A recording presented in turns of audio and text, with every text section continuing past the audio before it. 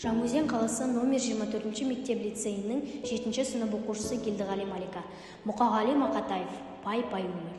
Пай-пай өмір, өтесің-ау бір күні. Тұясың-ау қуанышты күлкіні. Өмір деген бір жарқ еткен найзағай, өмір деген көк аспанның күркірі. Пай-пай өмір, өтесің-ау бір күні. Болмағандай жүрмегендей сенде біз. Кетеміз-ау, әй кетеміз. Ұрпақтарға береміз де кезекті. Біз кетеміз, кету үшін келгенбіз. Өмір деген бойым емес қолдағы, өмір дейтін ұлы бекет жолдағы, қаның кеуіп қаталаған кезінде сусыныңды қандырсаң бір болғаны. Мына күнде, мына аспанда, даланау, бәрі бізден қаладау. Өмір дейтін тағатсыз бір қозғалыс, өмір дейтін өлемін деп қарамау.